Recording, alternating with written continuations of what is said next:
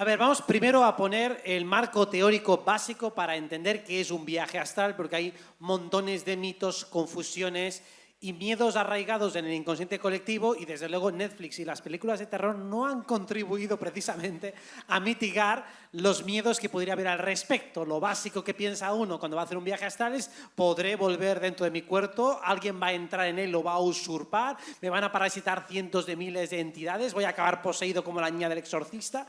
Eso es básicamente lo normal que le viene a alguien cuando plantea la idea de hacer un viaje astral, pero nada más lejos de la realidad. Realmente todos habéis hecho montones de viajes astrales. Entonces, primero vamos a conceptualizar qué es exactamente. Para que todo el mundo lo entienda, prácticamente todos los sueños normales y corrientes que tenemos, en términos prácticos, son lo mismo que un viaje astral. O sea, que cada vez que accedéis a un sueño, si os preguntara dónde estáis, pues podríais decir: estoy en el mundo onírico, en el plano onírico. Pues el plano onírico es equivalente al plano astral. Entonces, ¿dónde está la diferencia terminológica? ¿Por qué entonces diferenciar uno y otro? Pues normalmente llamamos viaje astral al proceso consciente en el cual nos adentramos voluntariamente en un sueño, que dentro de la literatura científica se le llama sueño lúcido. Y nosotros, desde la terminología más esotérica, le llamamos viaje astral, o sea, adentrarse consciente y voluntariamente en un sueño. Normalmente, cuando recordamos los sueños, cuando nos despertamos por la mañana o cuando nos despertamos a medianoche o cuando sea, pues más o menos recordamos que el sueño empezó en algún momento, pero no sabemos cuál. O sea, empezamos a tirar hacia atrás, hacia atrás, hacia atrás, y sí, aparecí en una escena en la que estaba en una habitación, estaba no sé dónde, pero cuesta mucho recordar exactamente de dónde vine. Se me viene preguntando, bueno, ¿y qué había antes? ¿Y qué había antes? Hay un momento que se difumina. Pues le llamamos viaje astral cuando nosotros somos capaces de atestiguar y retener el momento en el cual se inicia el sueño, que es un momento en el cual literalmente estamos tumbados, sea en nuestra cama, en el sofá o donde sea que estemos pernoctando en ese momento, y notamos cómo se desdobla nuestro cuerpo, como si nuestra conciencia, nuestra atención se trasladara del cuerpo físico que está tumbado y relajado en ese momento y se traslada hacia otro cuerpo, hacia otro envoltorio al que podemos llamar cuerpo astral o cuerpo onírico, porque en definitiva es exactamente lo mismo. Así que todos habéis hecho montones de viajes astrales, simplemente que es dentro de la categoría de lo que llamamos viajes inconscientes y sin control. Y decimos que son inconscientes y sin control porque usualmente cuando soñamos no somos conscientes de estar soñando. Y digo usualmente porque hay gente que sí, de vez en cuando te das cuenta de que estás soñando. Ay, sí, es verdad, estoy en un sueño, estoy en un sueño. Digo, ya, pero hay pequeñas y sustanciales diferencias. La principal diferencia que tenemos cuando tomamos eventualmente algo de consciencia de que estamos soñando es que nuestro nivel de acceso a todo nuestro aparato mental es limitado, así como también nuestro nivel de operatividad. Si hacéis algún día el ejercicio de estar en medio de un sueño, daros cuenta de que estáis soñando, os daréis cuenta de que vuestra mente no está igual de despierta que en vigilia. Está un poquito más atontada. O sea, vuestro cociente intelectual ha bajado unos cuantos puntitos, unas cuantas cifras. Es un poquito más agilipollados. No pasa nada, es normal. Porque si toda vuestra mente estuviera al mismo nivel de intensidad que tenéis en la vigilia, os despertaríais. Esa es la razón. O sea, cuando vuestra mente despliega todo su potencial, es como el equivalente, como si activara todas las áreas del cerebro, entonces os despertaríais inmediatamente. Pero ¿qué pasa si solo activáis una pequeña bombillita, una pequeña lucecita, una pequeña porción? Entonces es posible permanecer en el sueño mientras sigues durmiendo. Si los despliegas o despiertas todos a la vez, entonces te despiertas y se acaba la experiencia. Por eso, los que hayáis tenido alguna vez un viaje astral, voluntario o involuntario, o alguna experiencia extracorpórea, que también es otra manera de llamarlo, o un sueño lúcido, os daréis cuenta de que si pensáis demasiado y sobre todo si tomáis demasiada perspectiva de lo que estáis haciendo, os despertaréis. Por eso lo normal, lo usual es pensar, pero poquito.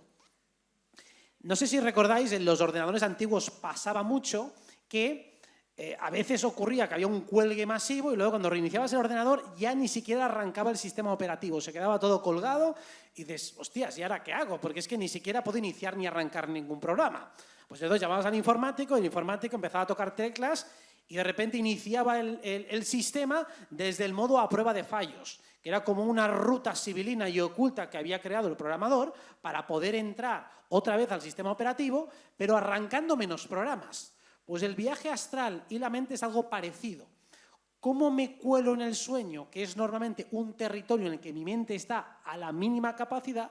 ¿Cómo consigo que haya un poquito más de capacidad? Y vamos a hacer un paralelismo para que se entienda todavía mucho mejor. Porque el sueño lúcido o viaje astral es exactamente lo mismo que hacemos en las meditaciones. Es exactamente lo mismo que hacemos en las regresiones y es exactamente lo mismo que hacemos cuando estamos sometidos a un proceso de hipnosis o autohipnosis. Es decir, ¿qué es lo que estamos haciendo realmente? Cuando uno se autohipnotiza o alguien le hipnotiza o le conduce a hacer una regresión o simplemente cuando hacéis una meditación, cerráis los ojos, os relajáis y tratáis de entrar en espacios profundos de vuestra mente, en el fondo, ¿qué estáis haciendo? Pues investigar capas del psiquismo que normalmente no están accesibles en la vigilia. Y es porque normalmente, cuando estamos despiertos, nuestra atención se desplaza a la información que nos captan los sentidos. Es decir, yo ahora mismo tengo que estar pendiente de dónde estoy ubicado, por ejemplo, para no pegarme un hostiazo y matarme. Tengo que estar pendiente también más o menos de las luces. Tengo que tener un timing para que no se me vaya demasiado el tiempo. Tengo que estar más o menos pendiente del público para asegurarme que nadie se duerma. Y si alguien se duerme, entonces empiezo a gritarle y digo, viaje astral, a ver si consigues llegar. Todo eso hace que la atención tenga que ir basculando entre los sentidos y la mente. Y eso es lo que decimos que una mente está despierta. ¿Qué ocurre cuando alguien empieza a distraerse? Cuando alguien se distrae, usualmente lo primero que hace el cuerpo es empieza a relajarse y el cuerpo se relaja cuando no percibe ninguna amenaza a su alrededor. Estoy tranquilo. Oye, esta conferencia es un puto coñazo, me recosto un rato, me relajo y mi cuerpo no percibe ninguna alerta. Entonces significa que la información que perciben mis sentidos en ese momento es irrelevante, no tengo que prestarle demasiada atención, no hay amenaza, no hay peligro y por lo tanto puedo centrarme en mis pensamientos. Pero tampoco me estoy centrando en mis pensamientos poniendo demasiada atención o concentración, es decir, tampoco hay tensión excesiva en mi área mental. Y entonces, ¿qué ocurre? Que esa mente va tomando una cierta inercia y poco a poco se va abandonando y va entrando cada vez en capas más profundas. De hecho, si alguno alguna vez ha atestiguado o prestado atención al proceso de quedarse dormido, os daréis cuenta que la mente va como entrando en un pozo profundo, un pensamiento enlaza con otro, luego con otro, luego con otro, cada vez más profundo, cada vez más irracional el enlace, lo que enlaza una idea con la otra, cada vez tiene menos sentido, menos coherencia, menos lógica y sobre todo menos control consciente, hasta que te quedas dormido. El objetivo es conseguir guiar ese proceso, pero sin perderse completamente. Porque es muy fácil perderse. Te puede pasar en una meditación, venga, cerrar los ojos, imaginaos que estáis en no sé dónde, y ahora quito, y ya está, ya lo hemos perdido. Digo, no, vamos a intentar conseguir adentrarnos poco a poco, hipnóticamente. Vamos llegando lentamente a ese estado en el cual la mente va utilizando lo mínimo para mantenerse despierta, para mantenerse consciente. A la mínima que nuestro cuerpo se relaja demasiado y la mente se relaja demasiado, caemos en el sopor y pasamos directamente al mundo astral, pero inconsciente. Y lo que queremos es que la mente siga estando allí. Vuelvo otra vez hacia atrás. Hemos dicho, el cuerpo se tiene que relajar. ¿Por qué? Porque la información que nos llega a través de los 5 sentidos capta constantemente nuestra atención, valga la redundancia, y eso hace que no podamos entrar en meditación. Por eso, usualmente, lo primero que hace alguien cuando va a hacer una meditación, ¿qué es? O bien cierra los ojos, o bien crea algún tipo de aislamiento acústico, sensorial o visual. Lo mismo que para dormir. A menos que tengáis paranoia con la oscuridad, normalmente apagáis la luz, intentáis aislaros para que no haya ruidos, dejáis al cuerpo en una posición cómoda y, es decir, el cuerpo ya está inútil. Lo dejo ahí en estado de reposo y ya está. Y ahora quiero hacer lo mismo con la mente. Quiero que la mente poco a poco se vaya relajando. O sea, el truco básicamente para dormirse es relaja cuerpo, relaja mente y entonces la atención se desplaza automáticamente al siguiente plano, que es el plano astral. Lo que queremos todo el rato es que esa transición entre mente y cuerpo astral sea lo suficientemente lenta para que la mente no se vaya del todo. Y esto lo conseguimos fácilmente en meditación porque normalmente, si alguien nos ayuda, por ejemplo, nos vamos dejando guiar por la voz de alguien que nos dice, mira, ahora estás en una habitación, mira hacia la derecha o mira hacia la izquierda y tira para aquí y tira para allá. Entonces, gracias a una voz externa muchas veces que nos guía, es relativamente fácil poder mantenerse despierto pese a que estamos entrando en capas profundas de la psique. Este es uno de los objetivos principales. Eso también es un viaje astral. O sea, realmente estamos accediendo al mundo astral a través de una meditación guiada. También si es guiada por nosotros mismos, pero ahí tenemos que tener la suficiente fortaleza de voluntad y fortaleza conciencial para no quedarnos dormidos y además para llevar un mínimo hilo conductor. Lo mismo con cualquier regresión. Si os habéis hecho, seguro, todos alguna vez una terapia regresiva y os han conducido para mirar vidas pasadas o temas de esta vida misma, pero en clave más profunda, ¿por qué se hace esa técnica? Para sortear la capa profunda, la capa superficial, perdón, y llegar a la capa profunda. Ese es nuestro objetivo.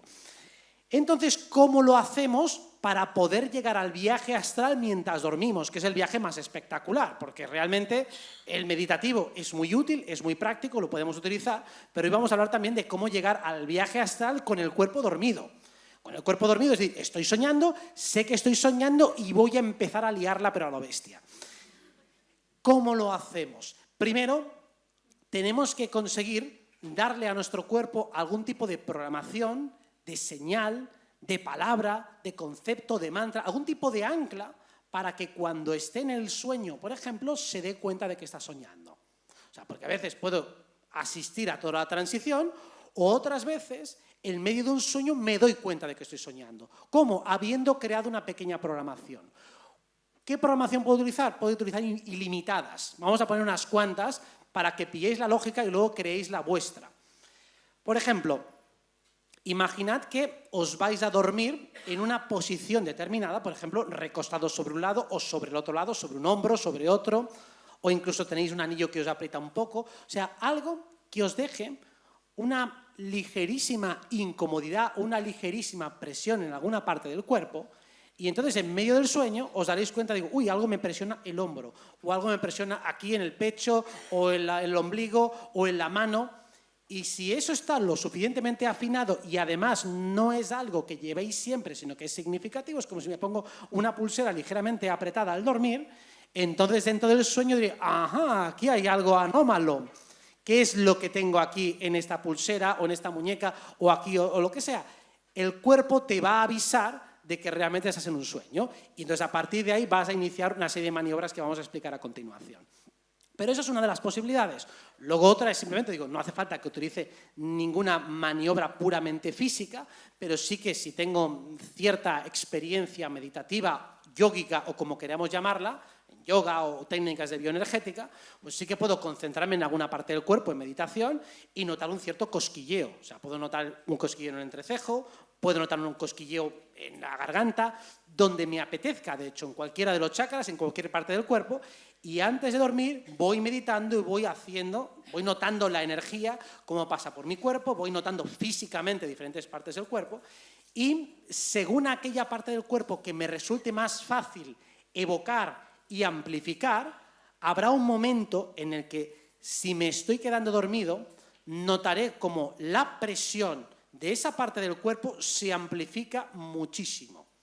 Si alguno ha tenido alguna vez un viaje astral involuntario, es probable que haya sentido como una especie de descarga eléctrica, como una presión muy fuerte, como unos sonidos de turbinas, y eso se debe a que cuando estamos trasladando la atención hacia el cuerpo astral, toda la energía sutil que movemos ahora en vigilia, y ahora yo si muevo la energía sutil en vigilia, aquí en el tercer ojo, noto un ligero cosquilleo casi imperceptible.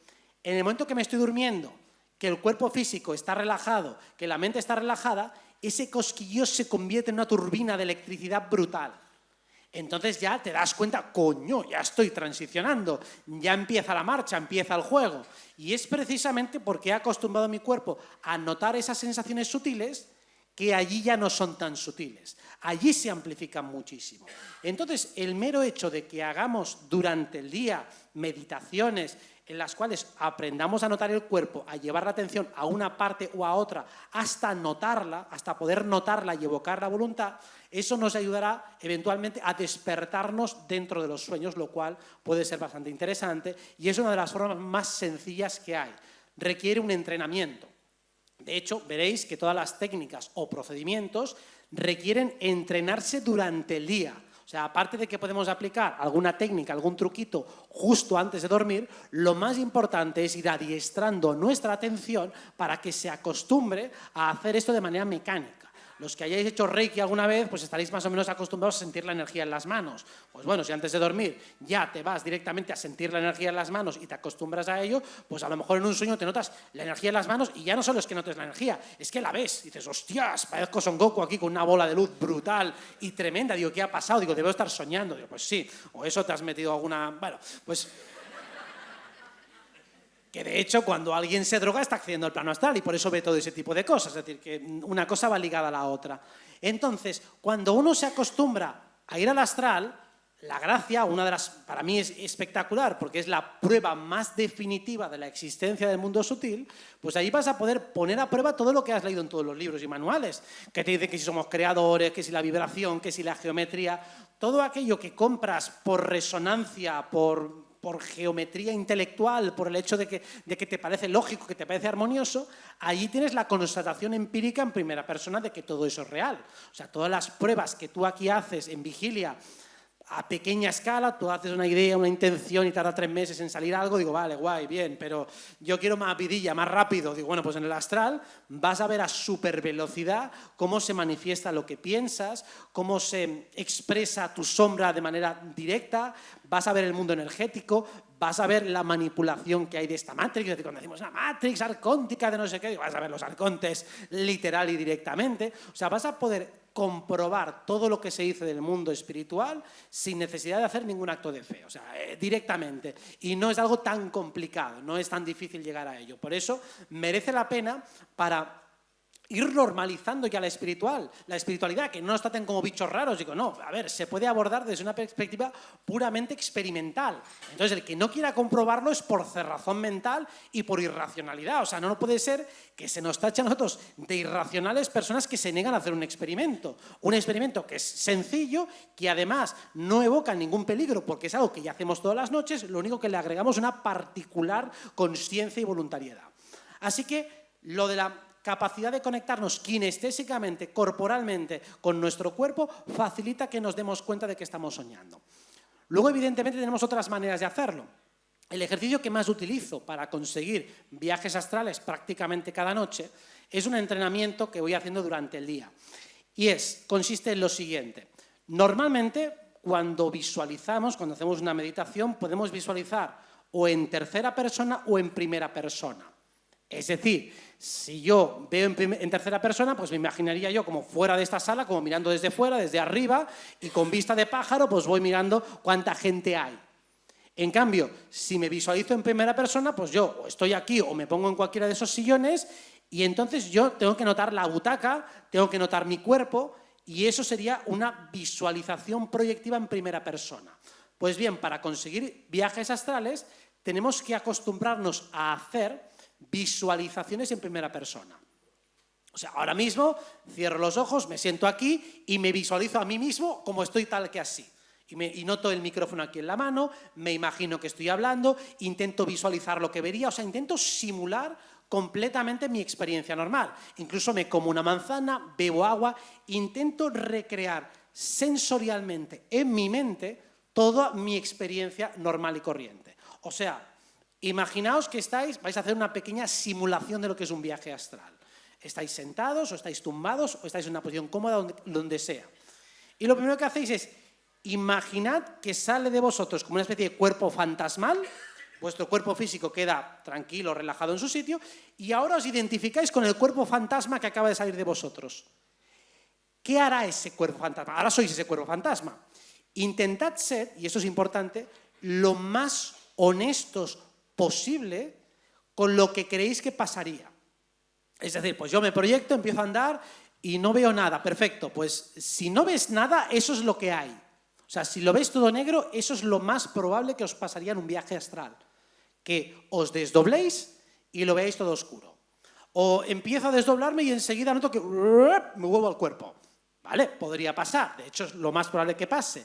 Es decir, si sois auténticamente honestos, no forzáis las cosas, os imagináis que salís del cuerpo y tratáis de reproducir, de simular, de imaginar y de sentir qué es lo que pasaría. Porque de hecho, si después salís con el cuerpo durmiendo, veréis que ese tipo de cosas pasan. Y hay que aplicar una serie de procedimientos para que eso no pase. Y esos procedimientos tienen una lógica que os voy a ir explicando.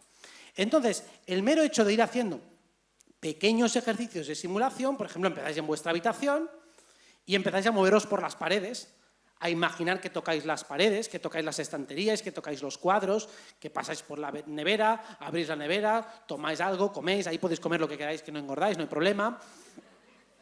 Podéis también hacer actos vandálicos, no pasa nada, no tienen consecuencias. Hay actos que tienen consecuencias, pero esos no. O sea, los actos superficiales que no cambian estructuras profundas son irrelevantes, o sea, que podéis hacer el cafre, lo que os dé la gana, que eso no tiene problema. Pero hay actos que sí que tienen consecuencias, que son aquellos que consiguen manipular las estructuras profundas. Y esos son los interesantes. Y es ahí donde encontramos la chicha y el jugo. Es decir, igual que cuando hacéis una meditación, si ponéis suficiente intención, si llegáis a una capa profunda y transformáis alguna creencia, eso sí que tiene un acto importante, eso sí que tendrá repercusiones en vuestra realidad. Lo mismo que si plantáis la semilla de una intención en un lugar lo suficientemente profundo. Lo mismo que si habéis hecho o conseguido alcanzar algún tipo de comprensión dentro de una meditación, eso sí que tiene consecuencias profundas y energéticas a vuestra gran escala. Mientras que ir al patio del recreo a desahogarse un rato, pues no pasa nada, porque seguramente estaréis jugando con objetos meramente vaporosos, con proyecciones mentales. Es decir, que si tiráis la nevera por la ventana, será una nevera imaginaria por una ventana imaginaria en un espacio imaginario. Entonces no pasa nada. Y si le dais a un transeúnte, pues tampoco pasa nada. No os van a denunciar porque seguramente se va a regenerar a los 2 segundos. Lo importante es que todas las acciones que se hacen que transformen estructuras profundas, esas sí que son significativas y son las que vamos a buscar, son las que vamos a pretender encontrar para sacarle el máximo partido al viaje astral. Después hemos hablado de esta experiencia inmersiva donde podemos jugar con todos los sentidos. Os recomiendo especialmente que si queréis entrar en un viaje astral, también para programaros, sea a través de intentar crear un cierto nivel de silencio interno. Cuando adquirimos cierto nivel de silencio interno, os daréis cuenta de que de modo natural hay un cierto pitido de fondo en nuestra mente, en nuestro cerebro. O sea, cuando escuchamos al hondo nos damos cuenta de que no hay un silencio sepulcral, sino que hay como una pequeña vibración que, si os fijáis, se acaba escuchando. Si os estáis durmiendo, esa vibración, esa especie de turbina, también se va a ir incrementando. No os asustéis, eso es normal y eso es lo deseable. O sea, lo que queremos precisamente es que esa turbina vaya ganando en potencia. Es verdad que acojona un poco cuando empieza a subir mucho de volumen y parece que va a estallar la cabeza, pero que yo sepa, nadie le ha estallado la cabeza. Y si le ha estallado a alguien, pues pido disculpas por el que le haya estallado, pero no ha sido culpa mía. En todo caso, sí que sube mucho el volumen, puede ser un poco impactante, pero os diría, no tengáis miedo, sino más bien poneos cachondos, excitados, porque estáis a punto de vivir algo espectacular e interesante. Entonces, tomad ese sonido fuerte, tampoco os recreéis en él, pero sobre todo pensad que la lógica de cuando estamos en ese momento de desdoblamiento, que muchas veces coincide con lo que llamamos la parálisis del sueño, o sea, el cuerpo físico se te queda parado, bien que haga eso, o sea, eso es un mecanismo defensivo muy bueno del cuerpo para que luego cuando estemos en el astral dando patadas voladoras, pues no salgamos también disparados por la ventana en la cama, es decir, que eso está bastante bien. Cuando estamos transicionando, usualmente lo que puede pasar es que notemos el cuerpo pegado, que nos cueste movernos, que notemos turbinas, que notemos imágenes, que veamos sombras, que parezca que hay entidades, o sea, puede pasar un poco de todo. Pero normalmente hay una amplificación sensitiva anormal, o sea, que notamos cosas que no notamos normalmente, las visiones o las imágenes se proyectan de forma también muy errática y extraña sin ningún tipo de sentido. Si pasan imágenes, tampoco le prestéis excesiva atención a las imágenes que pasen. Es decir, me da igual si pasan caras de seres desencarnados de hace 200 años, me da igual si pasan niños de África pidiendo dinero para una limosna. me da igual lo que pase, es bastante irrelevante, esa información no es significativa, no es una revelación de la Virgen María, no os preocupéis. O sea, decir, uy, tengo que captar y salió tal cosa, digo, olvídate, es aleatorio. O no es aleatorio, pero seguramente no es información crucial para vuestra vida. Entonces, no prestéis atención en eso porque el objetivo en ese instante es que vuestro cuerpo energético empiece a ordenarse y a adquirir cierta consistencia y coherencia, porque si no, no se va a poder mover y por eso cuesta al principio desplazarse. Por eso se recomienda muchas veces, cuando estáis tumbados en la cama y notáis el cuerpo astral que se empieza como a mover, pero no acabáis de despegar, aquí hay varios truquitos. Truco número 1, hacer la croqueta. Es decir, si yo estoy ahora mismo en un lado, pues giro y hago vueltas hacia el otro. ¿Vale? O sea, como si me cayera hacia el lado de la cama, me cayera hacia el suelo y no te pasa nada, que ahí flotas, allí no te vas a pegar un ostión contra el suelo. Flotas y ya está. O te vas hacia un lado o te vas hacia el otro y es muy fácil despegarse. Si queréis despegaros hacia arriba levitando, buena suerte, porque es más complicado. Sobre todo si no tenéis experiencia, es decir, que a veces si estás pesado, pues claro, quieres empezar levitando. Digo, muy bien esa serie Chuck Norris el chaval, es decir, quiere empezar por lo más difícil.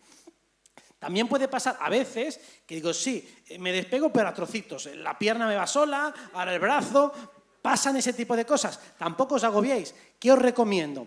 ¿Os imagináis que aquí en lo alto hay algún soporte? Hay, por ejemplo, yo qué sé, pues una mancuerna o una espátula, lo que sea, un soporte. Lo agarráis y hacéis palanca, porque realmente cualquier objeto que proyectéis lo podéis llegar a encontrar. Lo cual está bastante interesante, porque somos creadores de realidad y allí se manifiesta de un modo mucho más rápido y notorio. Así que nos imaginamos que hay algo con lo que hacer palanca, hacemos fuerza e, insisto, allí da igual la barrigueta que hayamos cogido en verano, pesamos muy poco. O sea que nos podemos levantar fáciles aunque estemos medio atontados, no pasa nada, es muy fácil, pesamos muy poquito. Y una vez que nos hemos empezado a mover, entonces no os flipéis ni os envalentonéis, empezad poco a poco, porque si empezáis a mover el cuerpo cuando todavía está agarrotado, entonces seguramente regresaréis al cuerpo de manera inmediata. Así que lo recomendable es que en los primeros pasos vayáis poquito a poquito. Intentad no pensar demasiado para que no se estrese el cuerpo y no os despertéis y entonces os vais desplazando lentamente, pausadamente y una recomendación especial es con las manos vais como si tomarais prana del ambiente y os la lleváis aquí debajo del ombligo, en la zona del tantín inferior. Con eso notaréis como una pequeña y ligera descarga eléctrica, como energía que vais captando del ambiente y que os servirá para que la experiencia sea más duradera y sobre todo para que se organice, para que se distribuya de manera equitativa la energía por todo vuestro cuerpo astral. Si no hay suficiente energía en todo el cuerpo astral, entonces la experiencia se pierde. Así que esto es bastante importante. Y luego, si una vez que ya estamos en nuestra habitación o donde sea que nos hayamos desdoblado, otra recomendación es tratad de tocar algo. Tened algo en vuestras manos, no os quedéis quietos, no os quedéis mirando embobados a un lugar, porque entonces perderéis fácilmente la experiencia. Si alguien se agobia y quiere volver, vale, muy fácil, pues simplemente te quedas mirando fijamente a un punto y ya está, y te despertarás. Nada, 5 segundos, 10 segundos, fijamente, venga, no mires para otro lado, fijamente. Que te agobias más, que no sale así, bueno, han pasado 2 segundos, coño, un poco de paciencia. Pues cierras los ojos, te tumbas y te haces un buen rato tumbado. Ay, que sigo estando allí, no pasa nada, te tumbas, no tengas prisa por levantarte. Te tumbas y es igual, si es al 10º intento te acabarás despertando. O sea, despertarse es lo más fácil que hay. O sea, olvidaos del miedo ese atávico al no volver al cuerpo, se vuelve facilísimo. Lo difícil es sostener y prolongar la experiencia. Entonces os decía, tocad, porque el sentido del tacto es mucho más fácil de contentar, de controlar y de contener en el astral que el sentido de la vista o el sentido del oído. O sea, ahí rápidamente nos quedamos ciegos, rápidamente nos quedamos sordos, pero rara vez nos quedamos sin tacto. ¿También lo podemos perder? Sí, pero cuesta más. De hecho, y esto es común tanto en la meditación como en el viaje astral como demás, el órgano que funciona mejor es el órgano sensitivo, es el corazón. Por eso muchas veces en los sueños ordinarios, si bien cuesta describir lo que ha pasado, cómo ha pasado y en qué secuencia ha pasado, es fácil tener una explicación sentimental y emocional de lo que ha pasado. Por ejemplo, he tenido un sueño emotivo, un sueño angustiante, un sueño desolador, un sueño olvidable y ramplón. O sea, la parte emocional registra muy fácilmente la información de los sueños, traduce muy bien el significado real, no tanto la parte mental. Ya hemos dicho que la parte mental está mucho más atrofiada, así como la sensorial. Pero la sensitiva está a tope de potencia. Así que la primera y básica premisa en el mundo astral y en el mundo de los sueños es, primero, ¿cómo te has sentido? ¿Qué has sentido respecto a tal cuestión? Esta persona que estaba a tu lado, ¿quién era? ¿La conocías? ¿No la conocías? ¿Te daba buen rollo? ¿Te daba mal rollo? Olvídate de la cara, que seguramente se te ha olvidado la cara, has perdido detalles importantes sobre su anatomía, sobre si era alto o bajo, cuánto pesaba, seguramente eso se te ha olvidado, es fácil que ocurra, que no le prestes atención, pero quédate con las sensaciones, porque te obliga el mundo astral, al igual que el mundo meditativo, a aprender a traducir la información que nos llega a un nivel emocional. Si os fijáis bien y os pensáis un poco, toda la información que recibimos a través del aparato sensitivo, de lo que llamamos emociones, se puede traducir en impresiones corporales en nuestra zona ventral. Es decir, casi todas esas emociones las podemos traducir en un sistema, casi podríamos decir, de código Morse, de acupresión sobre la zona del corazón, la zona del vientre. Es decir, una emoción negativa suele ser una presión, una contracción por esta zona. Una emoción positiva suele ser un cosquilleo expansivo por esta zona.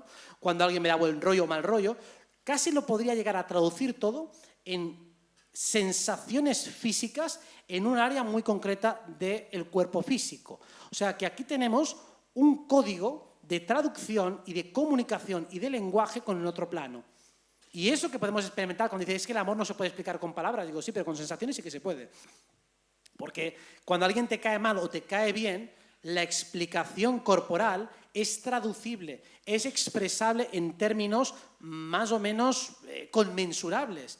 Entonces, en un viaje astral, independientemente de lo largo o corto que haya sido, las sensaciones que nos han transmitido, que hemos sentido, luego se pueden traducir a conceptos. O sea, da igual que haya tenido un viaje astral de 30 segundos, da igual que haya sido de 10 segundos, seguramente me quedo con alguna sensación y luego eso lo puedo desglosar y decodificar. Luego esa información la paso al departamento mental y digo, a ver, ¿esto qué ha significado? Venga, empieza a hablar, empieza a soltar, empieza a explicarte y te das cuenta de que hay un montón de información allí encriptada. Lo mismo os lo recomiendo para cualquier meditación. Hacéis una meditación y he visto una mariposa que se me ha posado aquí, la mariposa era rosa, luego me ha susurrado al oído que tú eres luz y eres belleza y eres amor, y luego me ha dicho que soy un arconte. Vale, da igual, ¿cómo te ha hecho sentir? Tradúcelo a sensaciones. Y de las sensaciones, ¿qué te puedes quedar? Haz una traducción sintética de todas las emociones que te ha suscitado una experiencia. Y entonces verás que la información relevante está allí, está codificada en ese idioma. Porque si acaso la conclusión más importante que saca uno cuando va al astral es que allí la información central nos llega en otro idioma. Lo mismo se puede aplicar a cualquier canalización. Da igual si abrís registros acásicos, si canalizáis con ángeles, con guías, ellos hablan otro idioma. No entienden el idioma humano. Si vamos al astral, conectamos con un guía, hablamos con la Virgen María, con quien sea, no hablan nuestro idioma, hablan en un sistema energético. Por eso, al final, cuando se intentan traducir los conceptos, siempre dicen, pues sí, amor, luz, perdón, bondad, y no salen de ahí. ¿Por qué? Porque esas son las sensaciones que nos transmiten cuando las decodificamos, eso es lo que nos están diciendo de una manera o de otra. Pero luego, cuando tienen que decodificar situaciones humanas que nosotros presentamos en nuestro idioma mental, no tienen ni idea. No saben de asuntos humanos. Tú no le puedes preguntar a un guía si esta persona es buena o es mala. No te va a decir nada de eso porque no lo sabe, y menos en los términos que nosotros lo planteamos. Tengo que contratar a esta persona, por ejemplo, para un trabajo. ¿En qué clase de términos te lo va a decir? Imagina que alguien de recursos humanos le pregunta a sus guías espirituales si este es un buen candidato. El guía espiritual, ¿qué te lo va a mirar? ¿En términos mercantilistas? ¿En términos de rendimiento? ¿En términos energéticos? ¿En términos de conexión romántica? No sabe. No tiene ni idea. Como muchos va a pensar si en términos evolutivos puede ser bueno para ti, pero a lo mejor es un desastre para la empresa. Pero luego llegas a la noche oscura del alma esta y bueno, te sirve de algo. Digo, ya, pero yo no es lo que te estaba preguntando. Digo, ya, pues no me preguntes a mí, coño, pregúntale a los recursos humanos. O sea, al César lo que es del César, al guía lo que es del guía. Entonces, recomendación práctica para abordar el mundo astral es, vamos a intentar adentrarnos en otro idioma que tiene una lógica ligeramente distinta a la nuestra. Si trasladamos o extrapolamos nuestros conceptos mentales con nuestra cultura, con nuestro sistema de creencias al mundo astral, no vamos a entender un carajo. Lo mismo que pasa con los sueños. Si queréis interpretarlos literalmente, ¿qué pasa? Pues que yo qué sé, que todo es dificilísimo y rarísimo cuando te encuentras a la abuela desencarnada que se ha convertido en un diplodocus y que luego te susurra al oído. Digo, ¿qué significa esto? ¿Qué retorcida es mi mente? Digo, bueno... Eso sucede, entre otras cosas, porque hay una frecuente superposición de planos. O sea, normalmente no estamos en un sitio a la vez, sino en varios a la vez. Del mismo modo, imagínate que alguien tuviera la broma pesada o consiguiera la tecnología para expresar holográficamente y en tiempo real lo que pasa por vuestra mente. Hostia, qué cosas más bizarras saldrían de allí, ¿no? Y un pensamiento que divaga, salta con otro, ¿qué tal? Bueno, pues el mundo astral es algo parecido, solo que no solo con nuestra mente consciente, sino con nuestra mente inconsciente. Con el cubo de la basura, pues imagínate que sale allí, pues un popurrí tremebundo, donde es muy complicado extraer un eje lineal. De hecho, tiene una lógica lineal, pero es tan retorcida, tan rápida, que en la práctica cuesta deslindar. Por eso, la idea de hacer el viaje hasta el consciente es, por lo menos, poner un poquito de orden allí. Entrar allí y en lugar de estar recibiendo hostias y no sé ni por dónde me sopla el viento, tener un mínimo de control y de operatividad. Empezar a adentrarme en ese mundo y decir, vale, a ver, ya estoy aquí, parece que me puedo mover, ahora exactamente qué es este mundo, dónde estoy parado. Vamos, por ejemplo, primero en una autohipnosis. Cuando uno se hace una autohipnosis, ¿para qué lo hace? O alguien le hipnotiza.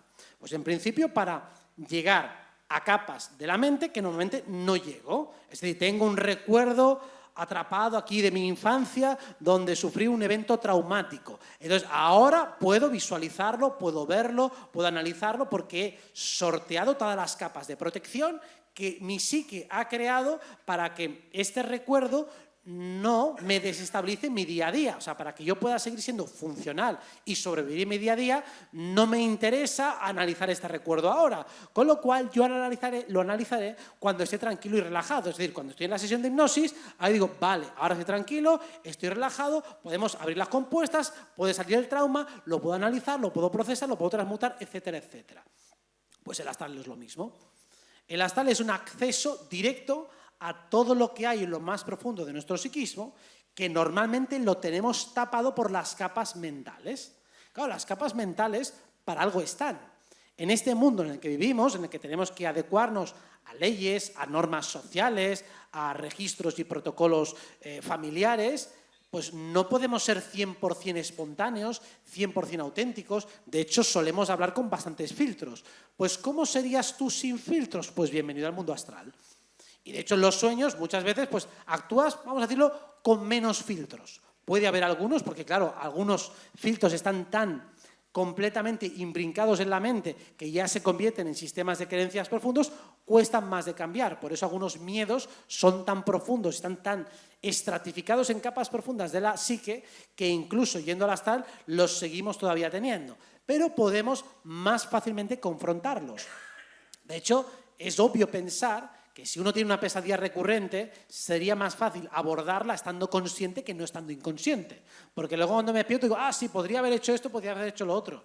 Digo, ¿y por qué no lo haces en el momento? Digo, porque estoy agilipollado. Esa es la respuesta. Entonces lo que proponemos es, oye, ¿y por qué no conseguimos llegar a esa fase del sueño estando conscientes, estando presentes? ¿Por qué no me enfrento al lobo feroz o a lo que sea que tenga que enfrentarme en ese momento de una manera directa y frontal? Porque entonces voy a romper completamente esa estructura de mi psique. O sea, ese miedo que se va perpetuando aprovechándose de mi indefensión en los momentos en los cuales mi psique está tomada simplemente por el inconsciente, pues le voy a dar la vuelta.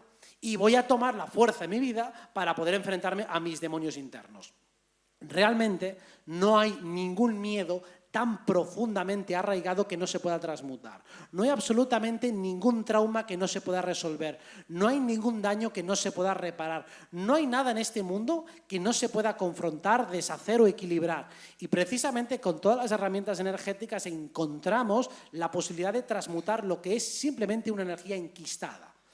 Una vez que comprendemos cuál es la mecánica de la energía, sabemos que no hay absolutamente nada que nos pueda frenar de un modo definitivo. Sí, nos pueden frenar, nos pueden obstaculizar, nos pueden retar, nos pueden desafiar, nos pueden tocar las narices de muchas y variadas maneras, pero no hay nada definitivo, nada que no se pueda abordar.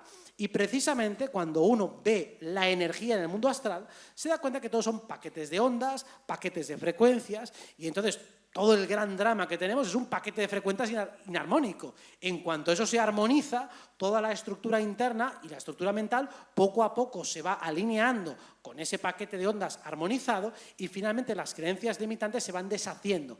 Uno, de una manera gradual y escalonada, va comprendiendo mejor la manera de abordar el mismo drama psíquico que tenías antes, ahora ya empiezas a verlo diferente. Ahora empiezas a ver soluciones, ahora se te ocurren más vías de acción y ahora en lugar de verlo como una especie de castigo demoníaco que se te ha implantado, lo ves como una oportunidad más, como un desafío, como un día más en la oficina. Así que entrar al mundo astral, entrar en meditación, entrar en regresión, entrar en hipnosis, que insisto, es lo mismo, sirve precisamente para poder entender cómo funciona este mundo. Este mundo funciona a través de energía.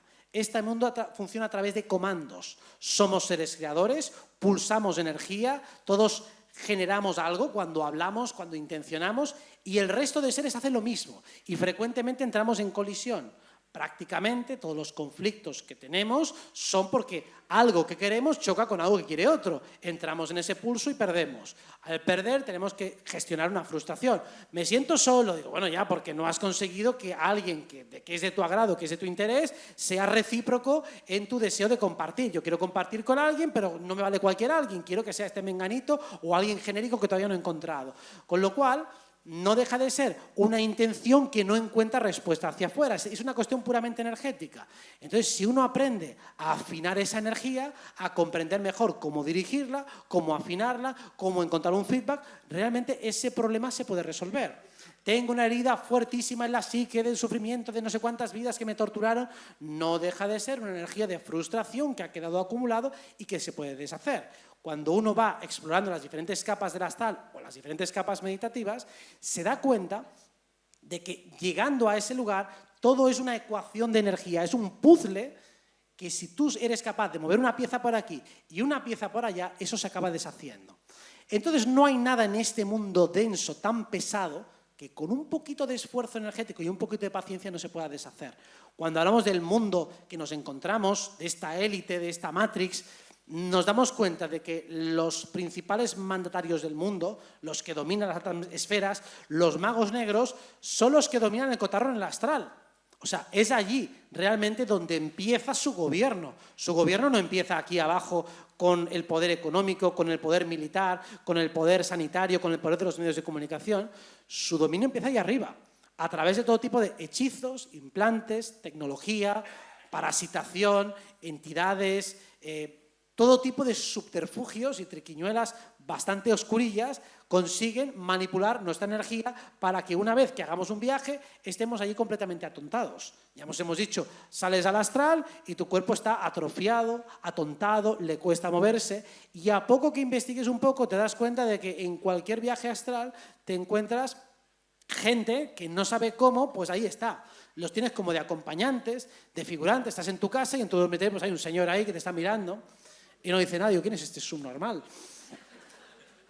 Digo, no, estoy aquí y tal, y entonces le preguntas, ¿y tú quién eres? Dice, no, y te contará un rollo macabeo, pero una mentira ridícula y absurda. No, que estoy aquí, que no sé qué, que iba a mirar si en la nevera, si faltaban huevos o no, y qué tal, que el agua no, que el agua te has dejado el agua aquí fuera y que se va a hacer... Ah, vale, pero ¿tú quién coño eres? Te dirá cualquier excusa tontísima, porque son entidades tocapelotas, que son las que más nos monitorizan, las que más nos observan y las que más nos parasitan. Es decir, básicamente intentan por todos los medios que no despertemos. Entonces, en cualquier experiencia astral, lo primero que nos vamos a encontrar son elementos de distracción.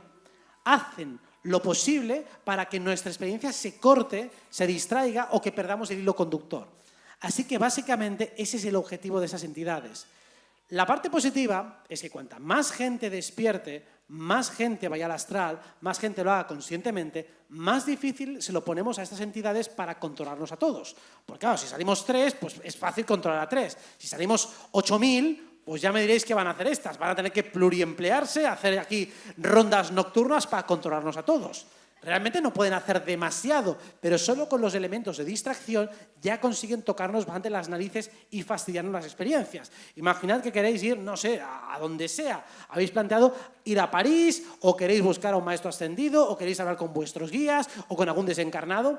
Os aseguro que por defecto os van a venir un montón de entidades a distraeros. Se os presenta alguien, por ejemplo, con la apariencia de un ser conocido y ser querido, pero que a poco que le interroguéis os dais cuenta de que eso es marca hacendado, es decir, que no es de mentira. Digo, cabrón, esto es una falsificación barata. Pues claro, ahí desmitificas un poco, digo, a ver, cualquier frase que te digas en el astral, tómala con pinzas. Incluso aunque te encuentres un ser aparentemente de luz o que se presente como tal, interrógale, háblale. Lo mismo en una meditación. Cuando empecéis a interrogar a alguien, a hablarle a alguien, hacerle preguntas un poco jodidas. No seáis tan inocentes de decir, hola, ¿quién eres? Ah, yo soy Jesucristo. Digo, vale, claro, todo el mundo es Jesucristo, está en todas partes de aquí, atendiendo a las meditaciones. Digo, vale, pero dame una respuesta, por ejemplo, plantearle algún dilema moral que tengáis en aquel momento que sea jodido, no una cosa fácil. No me digas, sí, haz lo que dicte tu corazón. Digo, no, ya, espero algo más de Jesucristo, un poco más de chicha, un poco más, un razonamiento metafísico y espiritual más profundo, más complejo, algo que no se me haya ocurrido. Entonces, cada vez que interroguéis a una entidad, sea en meditación, sea a través de un canalizador, sea a través de los registros, plantead preguntas complejas. No partáis de la base de que lo saben todo y que ellos ya son superiores y súper sabios y que ya enseguida sabrán mejor que tú todo lo que tú tienes que hacer. No. Vamos a plantearles un poco esa pregunta, porque es muy fácil que quien nos encontremos, pues digamos, sea una marca blanca, que realmente no sea ningún maestro ni sea nada, y simplemente nos dé una respuesta genérica, facilona, que no tiene el más mínimo tipo de sentido de operatividad o que simplemente es una obviedad tan básica y tan superficial que no os aporta absolutamente nada. Y entonces, ¿para qué te convoco?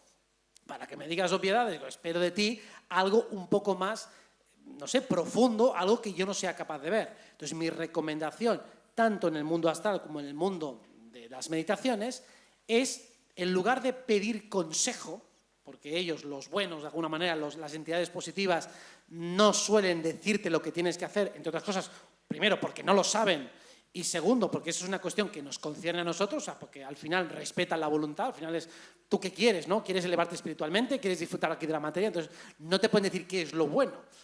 Pedirles definiciones, conceptos, explicación de cómo ven ellos la situación, pedirles algo más neutro, algo que se pueda ver mejor desde el mundo energético. Oye, pues quiero una descripción energética, neutra, sin juicios de esta persona. Si me dicen malo, digo, no, malo no me vale. A ver, ¿qué misión tiene un poco? ¿Cómo funciona? ¿A qué ha venido? ¿Cuáles son sus destrezas, sus cualidades? En positivo, para ver si cuadra. Y si nos cuadra, si vemos que esa cosa pues, tiene bastante sentido, pues bueno, podemos empezar a confiar un poquito más en esa entidad. Pero también obtendremos información que es relevante, información que puede ser útil para que luego con nuestro juicio, con nuestro discernimiento, la aplicamos como consideremos. Pero básicamente, siempre que hagamos canalizaciones o conectemos en el astral con una entidad, interrogad, preguntad. Y si vais a preguntar cosas, sobre todo, que os puedan responder y que os sean útiles. No, insisto, pedirle consejos de si tengo que dejar a mi pareja o no, digo, eso no os recomiendo que se lo preguntéis. Porque como asesores matrimoniales tampoco son demasiado buenos. Pensad que ahí en esos mundos de Yuppie que tienen ellos, las relaciones son cosas muy energéticas. Entonces ahí ya el match y la compatibilidad es muy fácil. O sea, o encajas o no encajas. Ahí no tienen que haber hipotecas, ni niños, ni historias. En estos mundos más complicados como el nuestro, confluyen tantos factores que es mucho más complicado dirimirlo. Así que si vais a consultar a seres no físicos sobre cuestiones sentimentales, casi mejor os lo podéis ahorrar. Y lo mismo si preguntáis, pero es mi llama gemela, pero me querrá toda la vida. Digo, no, eso no lo pueden saber. ¿Por qué? Porque el libre albedrío prevalece y por lo tanto no puede saber, o sea, ¿qué quiero decir? ¿Va a estar conmigo toda la vida? Digo, o sea, que si se la lío cada semana, ¿va a estar conmigo aunque se la líe? Pues evidentemente que no. Entonces es obvio que no te pueden responder a algo que es inanticipable porque depende de tus acciones. O sea que básicamente el mundo astral nos va a servir para entender cómo funciona este mundo energético y también para hacer decretos. Supongo que todos sabéis lo que es un decreto, que es cuando hacemos una afirmación en voz alta, con una intencionalidad clara, con un propósito vibratorio, con algo que queremos manifestar en nuestra vida. Pues cuando lo hacemos en el astral, la fuerza, la potencia se amplifica una auténtica barbaridad. Vamos al astral, hacemos un decreto y la potencia se incrementa, con lo cual la probabilidad que tenemos de manifestarlo luego en esta vigilia es superior. Y además lo podemos ir repitiendo secuencialmente una y otra vez para ver también qué modificaciones energéticas hay. La primera vez que lo haces sientes una cosa, la siguiente sientes otra. ¿Por qué? Porque el tejido de la realidad que se moviliza cada vez que tú plasmas una intención se va alterando. La primera vez que lo mueves genera una cierta resistencia. La segunda vez, otro tipo de resistencia. A lo mejor la primera es todo muy fluido porque, bueno, al principio no tienes ninguna creencia limitante. Hasta que llegas a un punto en el que chocas con algo y te preguntas, ¿me estaré desviando de mi camino? ¿Es que estoy perdiendo la fuerza? ¿Estoy perdiendo la motivación? Digo, no, la energía ha llegado hasta un obstáculo. Y entonces, desde el obstáculo, ya no basta con el decreto original. No basta simplemente con el primer empujón. Hace falta agregar matices. Y esa es la gracia también del mundo energético y astral. Uno empieza con una intención, por ejemplo, quiero estar saludable, o quiero ser abundante económicamente, o quiero tener una gran vida en pareja. Perfecto, está muy bien. Hasta que nos encontremos con un tema concreto que sí que es desafiante. Un punto que entra en confrontación con nosotros mismos. Es decir, mira, sí, quiero tener una vida de pareja armoniosa, feliz y compartir con un compañero, con una compañera, con lo que sea. Y luego me encuentro y digo, ya, pero tampoco quiero que me consuma demasiado tiempo libre. Entonces ahí empieza ese choque natural que tienes entre la libertad personal y el compartir en tu vida. Entonces eso vas a tener que ajustarlo y definir, bueno, entonces, ¿cuánto porcentualmente quiero compartir? ¿Cuánto necesito de tiempo libre? ¿En qué categoría? ¿En qué momento? ¿En qué lugar? Eso es lo que vas a tener que contrastar y redefinir esa parte mental que se ha generado en forma de obstáculo. O lo mismo, quiero abundancia económica, abundancia económica, abundancia económica, perfecto, muy bien. Te viene la mafia con un trabajo que simplemente enterrando 4 cadáveres y llegando a un maletín de aquí a allá, te pagamos 30.000 pavos. Y dices, hostias, joder con la abundancia económica. Digo, bueno, pues haber afinado más. Y oye, que tiene que estar en congruencia con los valores y tal. Digo, vale, pues entonces vamos a afinar un poco. Entonces el mundo energético nos sirve para entender que la energía es neutra. La energía ni te castiga, ni te premia, actúa exactamente igual que actúa la física. En la física, cuando se analiza la partícula, la energía no tiene una intencionalidad particular, o sea, simplemente rebota y actúa y reacciona de acuerdo a determinadas leyes. Pues en el mundo energético, cuando agregamos la parte subjetiva, nosotros nos convertimos en accionadores de esa energía, pero realmente la forma en que reacciona, la forma en que opera, es exactamente la misma que en la física y que en la química. Así que cuando nosotros hacemos un viaje astral, estamos haciendo un viaje energético. Estamos comprendiendo cómo funciona la energía sutil en nuestro cuerpo biológico, cómo trasladamos o saltamos de un cuerpo a otro, cómo y qué relación hay entre nuestro cuerpo emocional, el mental y el físico, cómo los tres se van sincronizando. Y a medida que una persona está más despierta, que está más conectada, precisamente va notando más las sincronizaciones y desincronizaciones de su cuerpo energético. O lo mismo, antes comentaba Verónica cuando desencarnó su padre, cómo notó una paz tremenda cuando él desencarna. ¿Por qué? Porque a medida que uno va afinando su cuerpo astral, este cuerpo sensitivo se va afinando tanto que se va sincronizando con lo de los demás. Lo que llamamos empatía, y la empatía se va desarrollando también a medida que uno afina su capacidad sensitiva, es abrir tu campo energético hasta captar y sentir lo que siente el otro, hasta el punto de que te puedes sincronizar con lo que siente el otro, con lo que piensa el otro o incluso con lo que físicamente le pasa al otro. O sea, que realmente la empatía, la correlación energética que hay entre nosotros se puede ir incrementando a medida que abrimos nuestro espacio personal. Esto puede ser abrumador muchas veces y mucha gente se queja, es que siento demasiado a los demás y que luego me cuesta quitármelo. Digo, vale, está muy bien, pero es el precio de afinar la intuición, es el precio de afinar la sensibilidad, es el precio de estar más perceptible a la energía sutil, que captas lo que te gusta y lo que no te gusta. Eso es como decir, me gustaría tener menos oído porque los sonidos estridentes me molestan mucho. Digo, bueno, pues entonces sí, puedes aspirar a una mayor sordera. O preferiría reducir mi visión porque no me gusta lo que veo. Digo, bueno, pues sí, pues irás desarrollando miopía, cataratas y todas las enfermedades oculares. Esto es perfectamente hecho al gusto de todo. Pero claro, cuando uno reduce la sensibilidad y la empatía, también reduce la capacidad de sentir alegría, amor, euforia, felicidad. todo va en el pack. Lo que no puedo es acorazarme sensitivamente, dejar de sentir las cosas malas y pretender sentir las buenas. Digo, no, si tú pierdes capacidad de sentir malas, también pierdes correlativamente capacidad de sentir buenas. Entonces el juego interesante es, bueno, ¿eres capaz de darle la vuelta a las emociones negativas, aun sintiéndolas, darles un cauce, un carril para transformarlas? Porque ya hemos dicho que bueno y malo no son categorías existentes en el mundo energético. Es nuestro sistema sensitivo el que juzga o califica de bueno o malo en función del placer o displacer. Pero el displacer, lo negativo, lo doloroso, lo traumático, el sufrimiento, se puede transformar.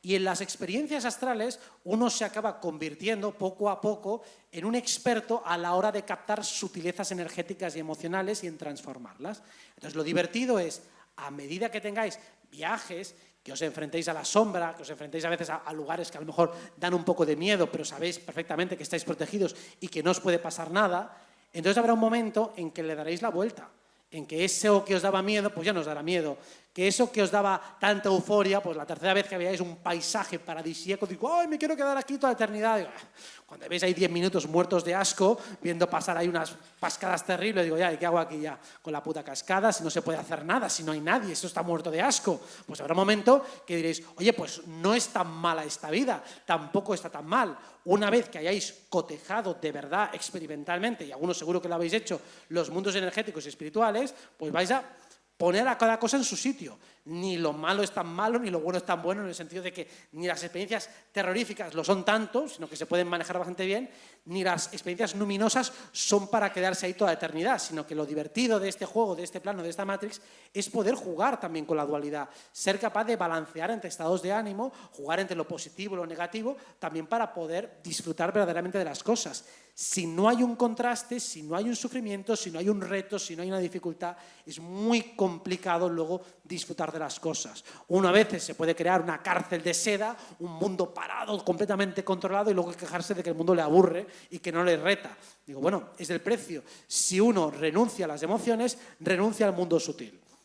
Creo que ya estamos prácticamente en el tiempo, pero para finalizar, simplemente recordaros que el ejercicio más básico para conseguir la conciencia del mundo astral es conectar con el cuerpo sensitivo, sentir las cosas. Me da igual si lo que sentís es físico, si simuláis una sensación física, si imagináis una sensación física, pero todo lo que sea imaginar sensaciones, amplificarlas y potenciarlas dentro de vosotros hará que de manera natural en los sueños poco a poco vayáis despertando, controlándolos, y finalmente habrá un momento en el que los dominaréis completamente y podréis hacer lo que queráis como si fuerais Neo en la película Matrix. Muchas gracias.